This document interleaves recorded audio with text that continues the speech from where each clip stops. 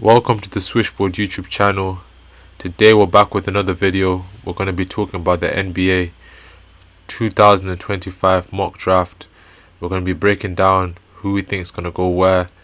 We're going to look at the first 11 picks just before the lottery ends. The lottery has 14 picks. We're going to be looking at the first 11, and we're going to be breaking down why we think each player gets drafted and why we think they're going to get drafted at that position. So starting it off, we have Cooper Flagg at number 1. He's 6'9", 18 years and 1 month, and he's only lost 1 game since the start of 2025. Duke currently has been having an excellent season so far. They've won 25 games and lost only 3 games. It's been excellent. They've been winning a lot of games in the ACC, only losing 1 game. They've been having an excellent run. The team has come together. There's a lot of chemistry, a lot of camaraderie. The team has seen a lot of success, not just from Cooper Flagg's standpoint, but on other players have also been able to step up, which has allowed Cooper Flagg to shine. He's leading Duke in all statistical categories, which is a phenomenal statistic. In his last 13 games, he's shot 52% from the field, 46% from three-point range, and 84% from the free throw line. So he's really doing it at all levels. If you foul him, he's going to the free throw line and scoring. He's really excelling at all levels, and he's improved as a shooter from the start of the season, where he was shooting around 22%. So he's had a tremendous increase in his shooting prowess. He's traditionally a small forward to a power forward, but he's been able to be very versatile. He can pass in the pick and roll. As a screener, he screens the ball, rolls off, gets the pass. Then if the player comes towards him, he's able to lob it to Maluach or even hit the corner. He's just got an excellent feel, and he sees the floor differently. And I think this has led to him being an excellent player so far, seeing things from different standpoints, and just being just a force, a gravitational pull. When he's on the floor, people go towards him. They're pulled towards him, and he's able to see the floor and manipulate the game to his liking, due to his basketball IQ and knowledge for the game. With the second overall pick, I will be picking Ace Bailey, shooting guard / small forward, currently playing for Rutgers. He's 6'10", and he's 18.5 years of age. He's been having an excellent season. Rutgers probably won't be playing past mid-March due to their Big Ten play, but he's been able to contribute on a deeper level. He's a tough shot maker. He's developed his handle and feel for the game since the start of the season, but it's still developing. From what I can see, his age, room to fill out physically, and more experience in high-level play will allow him to have a higher upside and efficiency on the court. His efficiency has also gone up since the start of the season, but he plays better as an off-ball player, not a primary ball handler. I think that's where Dylan Harper comes in. But when he's playing as an off-ball player, he's able to excel much more when he's getting passes in his locations on the floor, the places that he feels he can score the most, getting where he can work with his footwork, his post-up play, and face the basket and really attack the rim. That's where he plays best.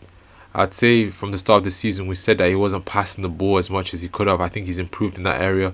He's playmaking much more. He's trying to find his teammates for easy passes around the rim, and that's just elevated his game to another level. When Dylan Harper wasn't on the floor due to injuries and being unwell, he was able to take advantage of those moments with multiple 30-point games, which allowed him to showcase his skill to a high level and allow people to see how good he is on the college level. With the third pick, I'll be picking Dylan Harper. point guard, shooting guard for the Rutgers. 6'6" and 18.9 years of age. He could go up the board, so I'm picking him at 3 just based on upside, because I feel like Ace Bailey has a higher upside at this stage. I feel like Ace Bailey, being 6'10", if he fills out, I think he could really be a corner piece for a team. I feel like Ace Bailey's skill set is very favorable for the NBA game. He keeps Rutgers' offense up and afloat, and he allows them to excel with his feel for the game and understanding of the game.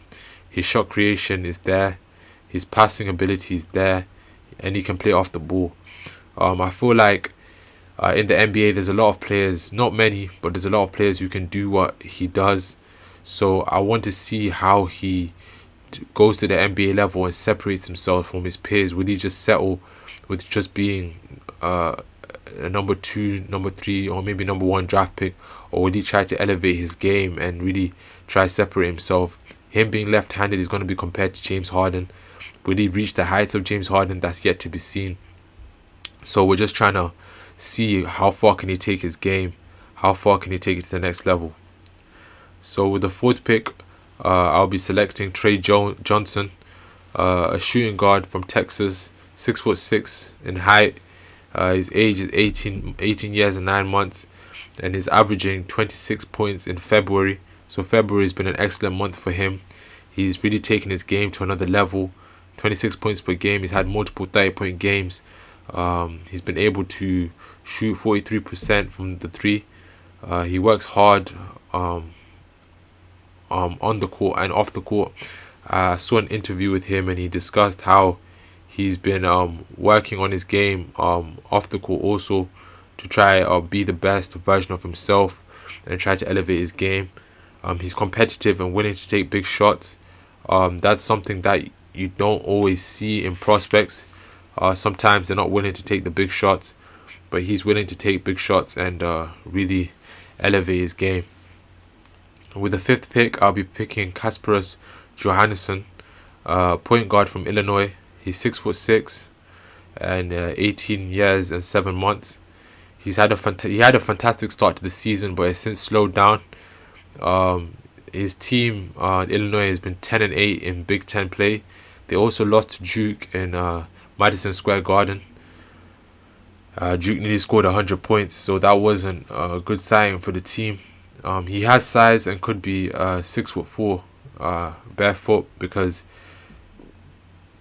I was watching an interview and they said that he didn't really look his height at 6'6". So when they stood by side with him, so he could be 6'4". I was watching a No Ceilings video, and they discussed how he didn't look 6'6" at the time of when they were seeing him. So he could be 6'4", which could affect how we perceive him as a player. His ability to see over the defense is still there, but it's not as much as if he was 6'6". As we've seen the success of players like Cade Cunningham in the NBA, ball handlers who can see over the defense, who can find their own shot, and who can really lead a team on a nightly basis. And if he's able to figure it out soon and get over this this wall that he's experiencing, he will be able to really excel and reach a higher level of play. With the 6th pick, I'm picking Khaman Maluach, a center from Duke, 7'2" in height, 18 years and 4 months, and a true shooting percentage of 70.6%. So he's scoring a high efficiency. He's developed his game, but he hasn't been playing basketball for many years. But he was still able to even play on the Olympics for Sudan, which shows us the type of talent that he has. He's a rim protector, a player that's improved. His defense is excelling. He's really been a leader on Duke's team when it comes to defense, and Duke is known now for their defense. They have beat teams just with their defense, and just that's something that could help them in the March Madness and help them in ACC conference play, in the conference tournament. He's shown signs of being a better pick and roll player.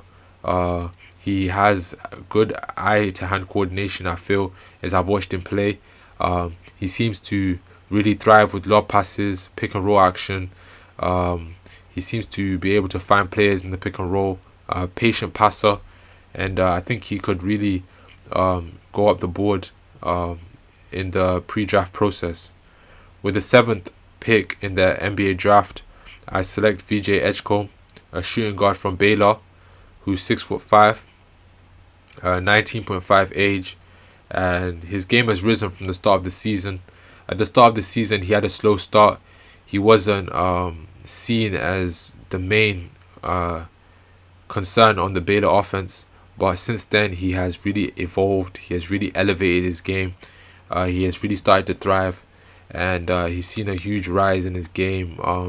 He's now shooting 41% from 3 in Big Ten play, which has been an excellent improvement from past percentages.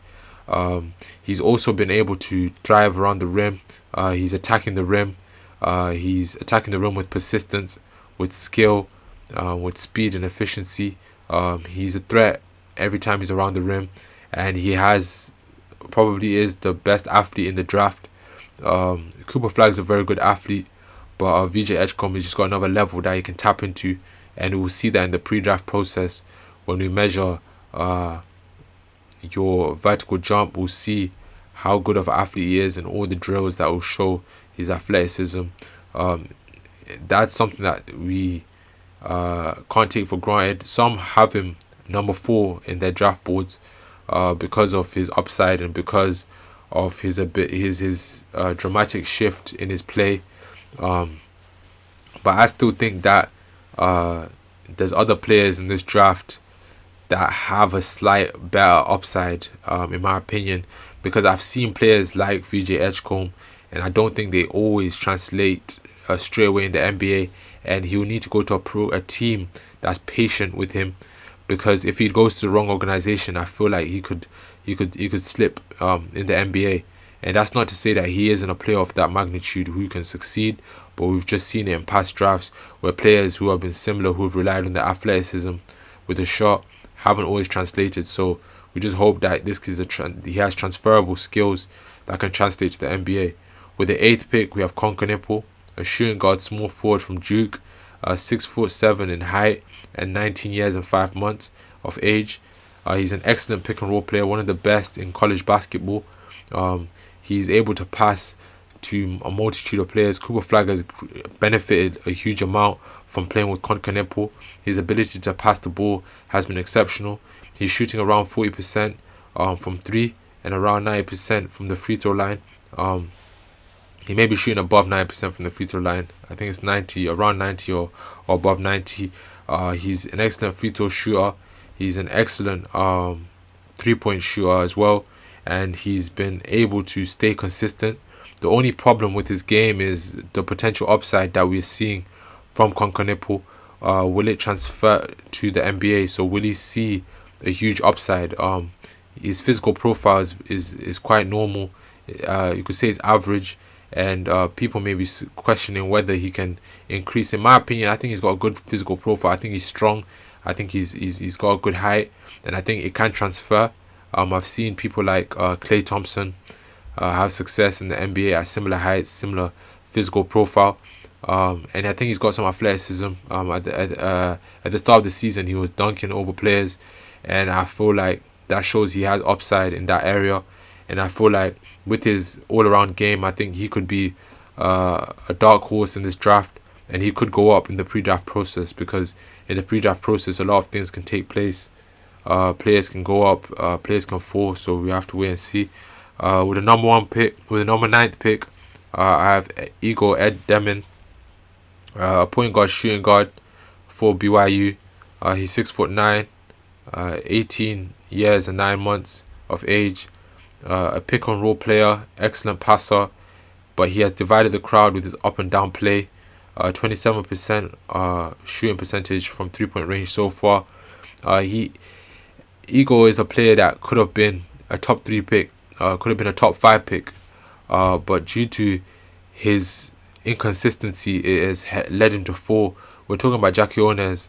His inconsistency has led to him falling a little bit, but I think Egor, he's had too many ups and downs, and that can cost you when it comes to the draft process. I think the pre-draft process could save him and could allow teams to really see his upside and see something in him, to know why they should bank on a pick for Egor. But we'll have to wait and see. With the 10th pick, Jeremiah Fears, a point guard from Oklahoma, 6'4" and 18.3 months in age.